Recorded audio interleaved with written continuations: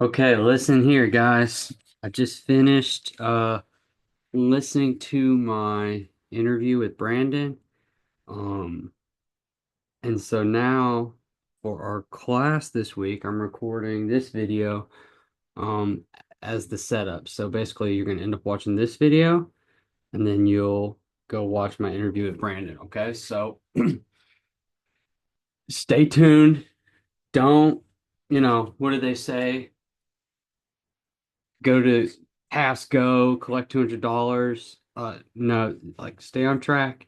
Don't skip this video or the next one. They're both going to be important, and the interview could deeply affect anyone. It was a great conversation. So I'm just going to set us up basically looking at the text, what information I need to help convey to you guys about thinking and emotions, and then we'll move on and I'll let y'all watch that video. So one thing that the I'm in my basement.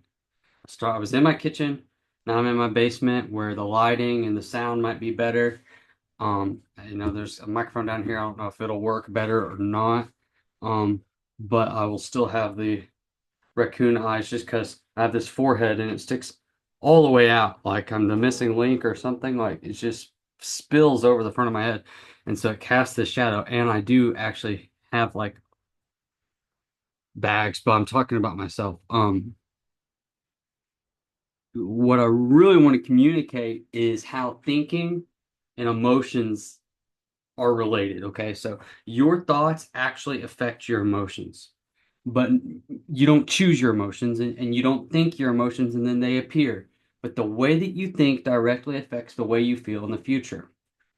Now, the way you think right now doesn't exactly affect how you feel right now. It takes a little bit of time. Uh, Maybe a few minutes, a half hour, something like that. But what thinking does is it sets you up for how you respond to situations and stimulus in the future. So basically, what happens is difficult situations arise and you have to interpret them. So with the interview with Brandon, you're going to hear us talking about leukemia. He had leukemia twice. By the time that he was cancer free, it had been a quarter of his life that he had dealt with this cancer. So we talk about how that affected him psychologically and what his thought process was to totally change his life and make that a meaningful experience for him. So it's a really good conversation. Now, um, what does that mean?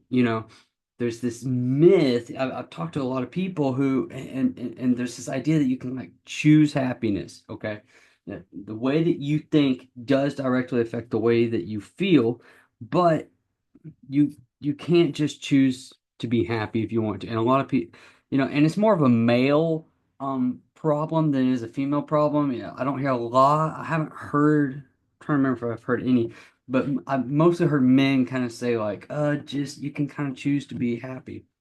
There's a couple problems with that. The first one is um that practically speaking, it's not true. You can choose to have a mindset that minimizes problems and basically where problems aren't that big of a deal. It's not even, and the other problem is it's not direct, it's not clearly obvious that that's a good thing. It's not clearly obvious that you should minimize events that come up in your life. So you have a divorce, someone dies in your family, something like that, something catastrophic and bad can happen. Uh, you know, mentally, a mentally healthy response in that situation is not necessarily to be happy. Okay. And I would actually be concerned if you were happy in those situations. I would be personally concerned. So, there's always circumstances around these things, but for the most part, a healthy response would be grief, right? And so um that's kind of how that works. So it's not like you can just think and then feel what you think. You can't just choose what you feel. But the way you think does set you up for um interpreting situations and the way that you interpret situations changes the way that you feel about them in the future. And in the near future, it could be the same day, in the exact moment, um, you can't actually get out in front of your emotional response. Your emotions are actually, they might as well be instantaneous. The way you can think about it is, it what's a good way to think about it? It's like kind of like a camera, and Photoshop, let's say, it, once the light hits the lens of the camera, it's in there, it's projected, and so you get the stimulation, and then you get the picture, and the picture is there, and then later you can interpret the picture differently. You can even change your memory a little bit. You can Photoshop the picture in a sense, but your emotional response happens immediately after the whatever stimulation causes the emotional response. You don't think before your emotions hit. You actually think after your emotions hit. So you have some sort of stimuli, whether it's fear, whether it's you just heard some bad news, whether it's you just did something great, or someone yelled at you. That's the stimulus. It hits, you immediately feel your emotion, and then you have to decide after that how to interpret it. And then how you interpret it will change how you feel about the next time that something like that happens. And so, yeah, and so that's basically what the relationship between your thoughts and your emotions looks like.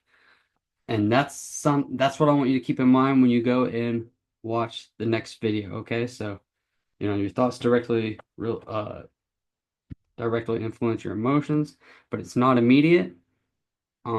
But through habit and through continuous meditation, you can um completely change how you feel about certain situations. So, and certain stressors. So go watch the next video. Keep that in mind, and we'll see y'all in class. Hopefully Thursday. We'll see how the ice does. All right, thanks.